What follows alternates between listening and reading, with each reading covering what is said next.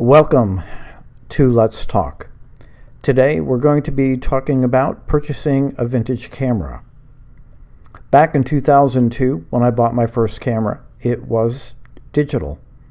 I've never worked with film, just digital cameras. And to be honest, I thought I never would want to shoot with film. But a year ago, November, I purchased a Pentax 6x7 55 to 100 millimeter lens and subsequently a 200 and 300 millimeter lens. In the process, I began to do research about the Pentax 6x7 camera line, and I became fascinated. I decided at some point toward the middle of the summer that I would seriously think about working with film in a Pentax 6x7 camera. I began searching in August. More about that later. Today I'm going to walk you through part of my journey, how I came to my decision, and what motivated me to finally buy the camera I now own. I want to begin by cautioning you to not think solely in terms of price. Early in this process, my friend Jim, who owned a Pentax 6x7, loaned me his camera. Long story short, it never worked. When Jim took it to a local repair shop, it turned out that the electronics in the camera, it was an electronically enabled shutter, had failed, and the cost of repair, assuming the part could be found, far exceeded the value of the camera. That reinforced what I already knew to be true and reinforced the philosophy that I had used when I bought my lenses. Buy the best you can afford. In the case of lenses, you're making a lifelong investment. In the case of the camera, I certainly didn't want to spend $200, $300, $400, $500 or more and find that the camera was disposable. The first thing I did was to take time to learn about the camera I was about to buy. I discovered that the Pentax 6x7 came in 3 separate editions, 4 if you actually count the 67 Mark II. I decided that the first generation was too primitive, no mirror up and no light meter, so I rolled that out. I decided I didn't want to go with the more sophisticated, much more electronic 67 series or the 67 Mark II. So I settled for the middle generation, a 6x7, in this case, judging by the serial number, originally made sometime around 1982 or 1983. Every listing, whether you buy on eBay or Amazon or some other site, comes with photographs. The first thing I want to note is that if there is only one photograph, I would not consider buying the camera. Number 2, I would very much be concerned if the image cannot be enlarged to be viewed full screen. It is absolutely critical for you to take a look closely at every aspect of the camera. We'll talk more about how cameras are rated shortly, but again, the important point here is take time to learn about each and every camera that you might want to purchase. I found that the description of an item could be extremely helpful.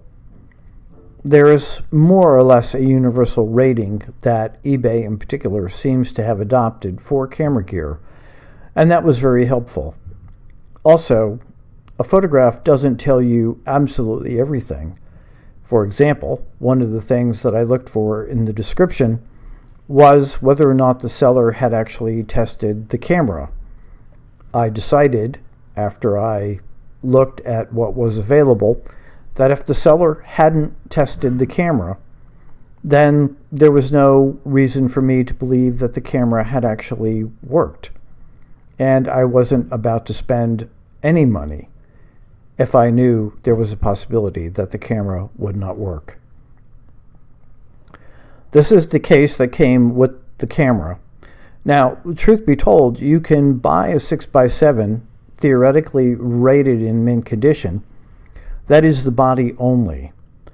I looked at that for quite some period of time, but in most cases they were running between $600 and $700. The unit that I ended up purchasing, which was about $1,200, included the original case, which you see here, that typically sells for around $200. By the way, note that the case is in absolutely pristine condition, except for a small scuff mark in the lower left-hand corner. The kit I bought also included two lenses, a 200mm and a 55. I also inherited a 45mm from another source. I decided that I will create a kit for the 67 film camera that will include the 105 that came with the camera as part of the kit, the 200, and the 55. That should be more than enough for what I plan to do with film. In the meantime, the condition of the case told me a lot about the condition of the camera. This is the camera. As far as I can tell, and my friend Jim and Mark have both looked at it, the camera appears to have hardly ever been used. The painting is perfect all the way around. The lens hood at the bottom shows not a single blemish. The wood handle, absolutely mint condition. And by the way, this camera is huge and heavy and awkward. Without that handle, and there were a number of cameras in mint condition without it, there's always the possibility that the camera could be dropped, or you're limited to simply using the camera with a tripod, which you might want to do anyway if you're not in a position to support a very heavy camera manually. In addition to that, I checked the back. I looked for dents, I looked for bruises, scuff marks, absolutely pristine. When we opened the film chamber, it hardly looked as though any film had passed through the back. Absolutely perfect. This is the interior of the case. Note the red velvet is absolutely in mint condition. Shows no signs of wear, no signs of mold or of abuse. That black pouch at the top is where the wooden handle is stored. It included, which you can see in the lower right, a strap that had never been used, and a magnifying eyepiece that fits over the back of the diopter. One of the details I missed is that the diopter that came with the camera was for someone who was short-sighted. So at some point, I'm going to have to spend roughly another $50 to get a diopter that will work with my eyes, or I'm going to need to bring my reading glasses. You can also see that the 105 lens is absolutely perfect as well. The box, just so you can see how well packed it was, I felt much more comfortable when I opened the box to see everything was protected. Rating cameras is highly subjective. The photographs helped me determine exactly what the seller was trying to sell me. In many cases, their idea of what constitutes near mint is not at all what constitutes near mint to me. As a consequence of that, I avoided buying a number of camera bodies. Also, once I learned that the kit initially included a 105 and a case, it helped me identify more clearly which cameras had been taken care of most effectively. Again, the description of the condition helped a lot. For example, this is where I learned whether or not the camera had been tested by the seller. I also learned whether or not the seller would take the camera back if there were something wrong with it or if it were damaged in shipping. That was critically important. How much of a chance are you willing to take? In my case, not much of a chance at all. In the end, if you subtract the price of the 3 lenses and the case for an absolutely mint condition body, I paid about $500. All things considered, that isn't bad when on average an excellent camera with no accessories is rated at about the same price. Reading the fine print was important. I noticed that the shipping costs varied wildly. For example, I paid $75 for my unit and it arrived within 3 days from Japan. Other comparable cameras had freight bills as high as $175, and there was no guarantee they would arrive in less than 2 weeks' time. It's also critical to pay attention to the fact that the seller may or may not take back the camera. No refunds was a no-go for me. Also, if I discovered, as I have mentioned, that the camera had been painted, it left me extremely uneasy as to whether or not the camera was in any good shape at some point. Ultimately, you really need to decide what you want and what you don't. I decided on getting a kit that included the case, by the way, because I'm not going to be carrying the camera around regularly. Film will be something I do primarily in my fine art work. I also wanted a safe place to store the camera. After all, it's already 40 years old. I also decided that while I already had a 200mm lens, having a second one would enable me to create a kit specific to the 6x7. At one point, I considered buying another kit that was a lot more expensive, and it didn't have the additional lenses, but it did have a metal case with moving dividers. I tried to negotiate with the seller, but ultimately decided that as a buyer, it was not something I needed or wanted.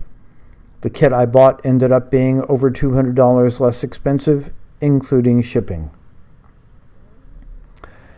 Remember, there were always trade-offs. In my case, my original budget was not to exceed $1,000. I did go an additional $200 specifically because of the additional equipment, which I considered to be more than worth it. If I decide to sell all of the lenses that I got, then the camera body by itself will end up costing me somewhere around $400 or $500. As I mentioned before, the cost of shipping can be quite a hidden cost.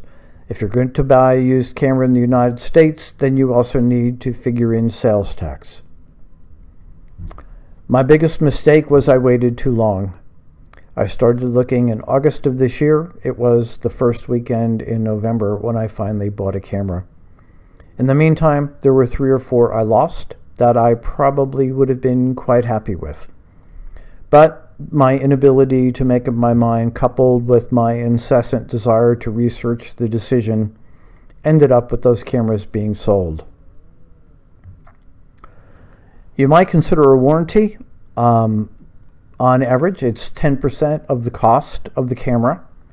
And that can be quite pricey, especially since it only gets you 1 year of coverage. I decided to rely on the fact that I could return the camera within 30 days and that eBay had guaranteed the product would be good.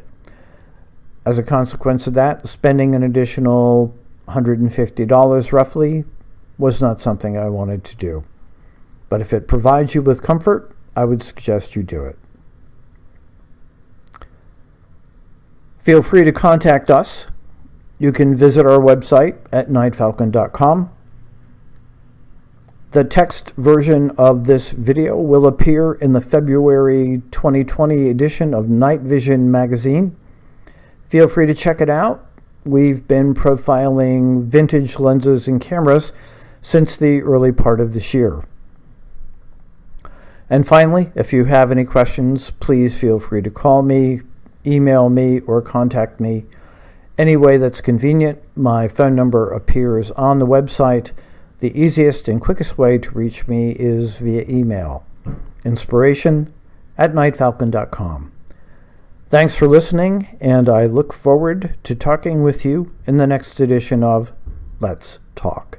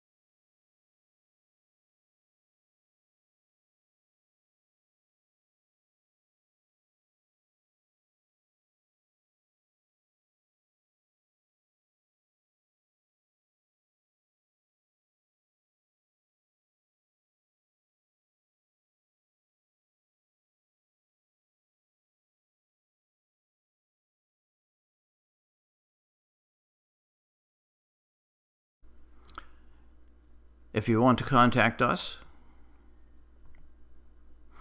we can be reached at NyghtFalcon.com or our magazine site, nightvision.com. And if you want to email me directly, you can reach me at inspiration@NyghtFalcon.com.